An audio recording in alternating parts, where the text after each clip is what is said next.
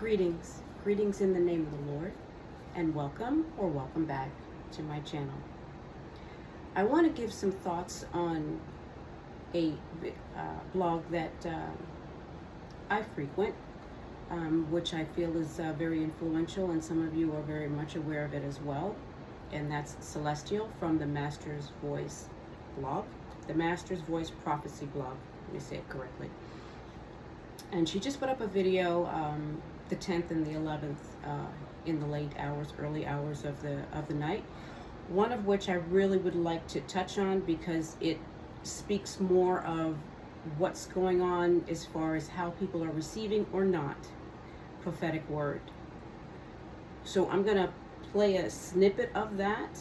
And again, this one is posted January the 10th, 2024, the Master's Voice Prophecy blog.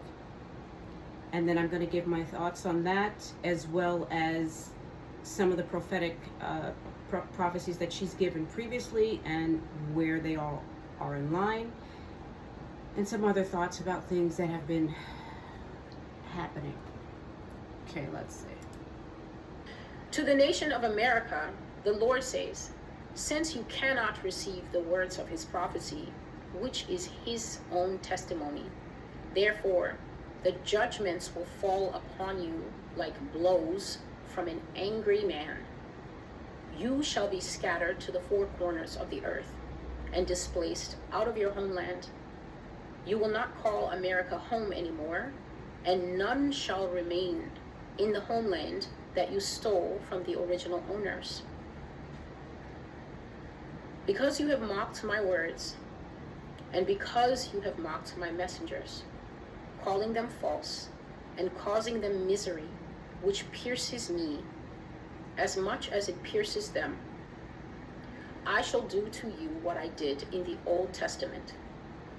Since you say that the Old Testament is not relevant, I will judge you out of the new one, which you still do not study or fully understand.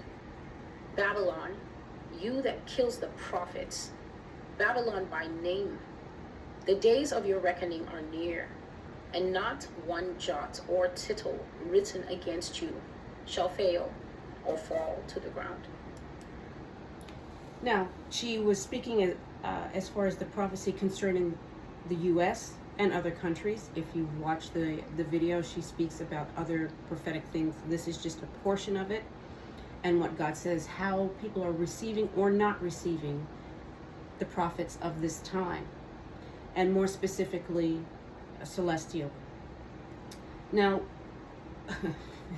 I'm laughing because there's so many things that she has said, and I'm seeing it. And I know I'm not the only person that sees it.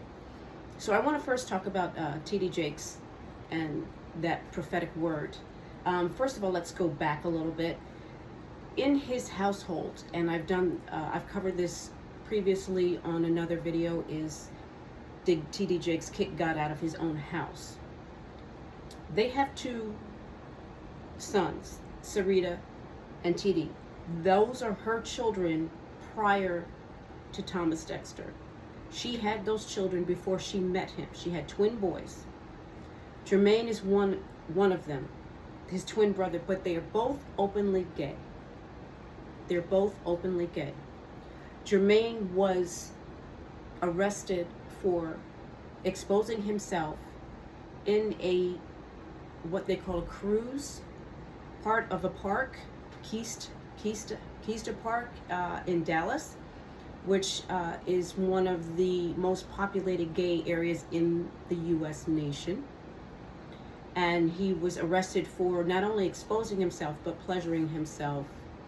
It just so happened to be a detective at this cruise area where gays are known for picking up and having exploitive sexual interactions at this area.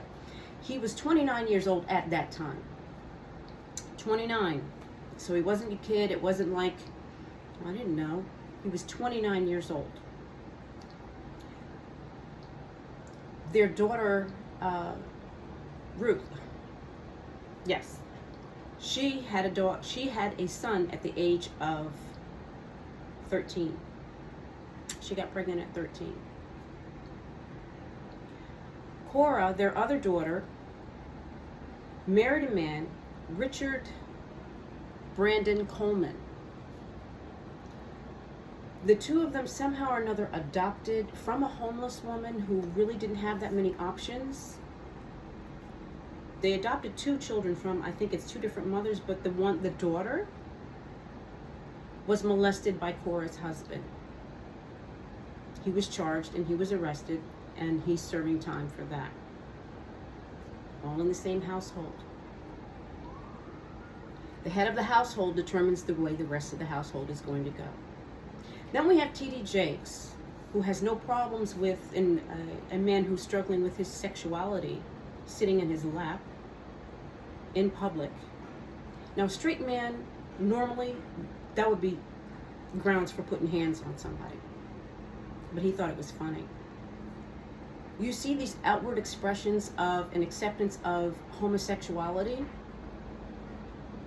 and then the family thereafter has an inappropriateness, to say the least, of sexuality that is against God. That is against God. It's immorality. It's obvious. So when Celestial has a prophecy that enough is enough, what more does one need to see? Because it's not just T.D. Jakes. It's not just Thomas Dexter. It's his family. The family tree. It's showing one after another. Just about every single person in that family has some sexual dysfunction or demonic influence, ungodliness that is showing. Now I want to talk about William Murphy. William Murphy, when Carlton Pearson was buried, William Murphy came out with a video that the church failed Carlton Pearson for not coming to his funeral, and how dare they.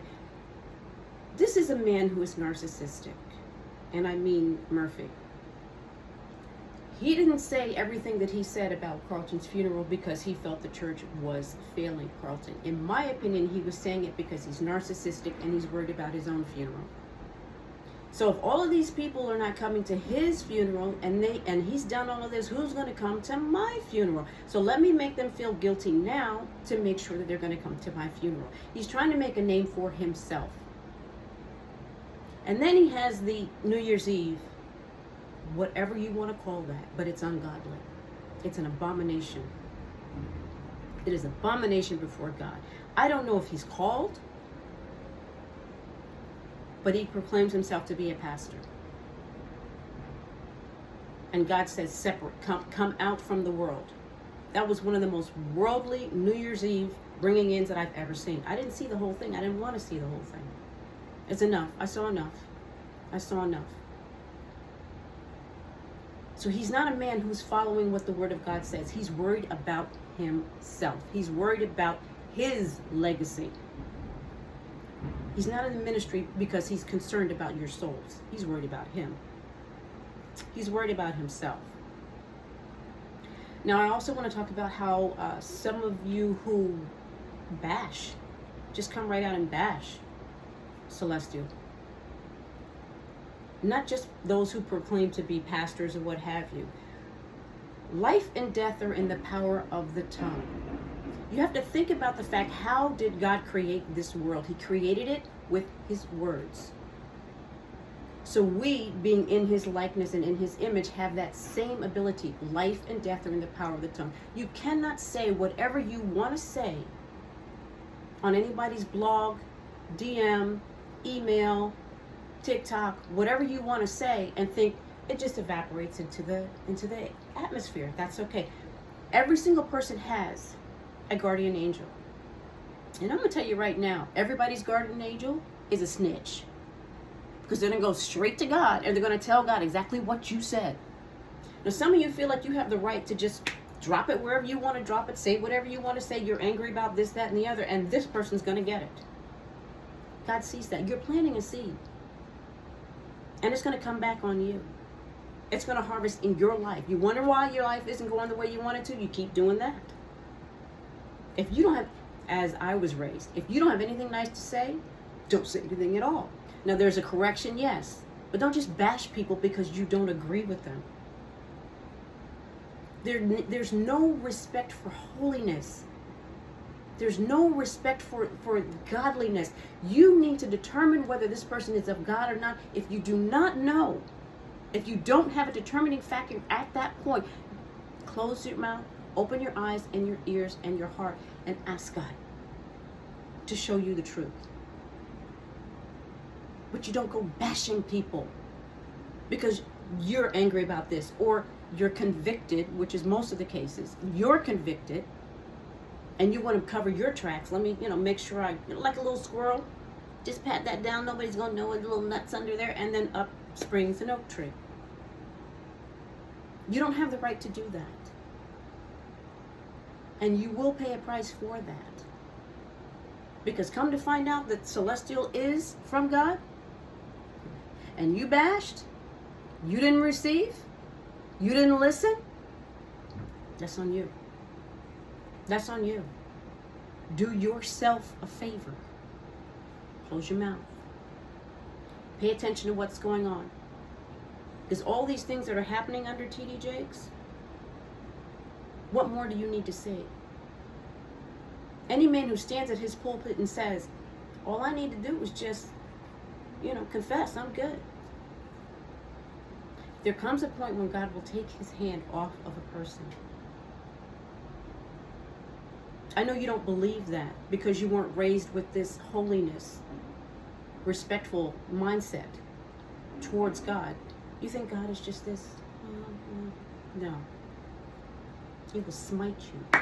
He will smite you where you stand.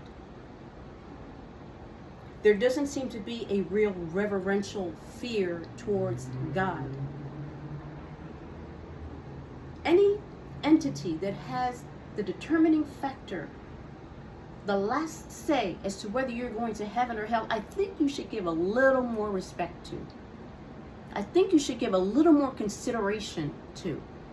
Maybe you need to get to know a little better before you start going around bashing people and you don't even know that they're of God themselves because you don't even listen to God yourself. And you're just worried about somebody putting your name in their mouth. That's what you're really worried about. You're worried about your name in their mouth. I hope God don't tell them nothing about me. So you want to bash them now, to discredit them now. Your guardian angels already made notation of that. That goes in your spiritual file. There is such a thing. So in this day and age, pay attention. Stop the hate. Out of abundance of a heart does a man speak. You can tell by the way people speak. The words that they say towards other people, especially people they've never met before. Labeling them this, that, and the other. And none of it's nice. And none of it's kind. And probably none of it's accurate. That's all the schmegma that's in their heart, that's coming out of their mouth, that's overflowing because they have not processed their anger towards whatever else that made them that way. They just figure they can just drop the mic over there and keep it moving. That's not the way this works. God is not mocked. You're going to reap what you sow. You need to be more respectful of what's going on in the world right now and acknowledge the fact that God is moving. God is moving. And you need to find out whether you're moving in his direction or not. Until next time, be well.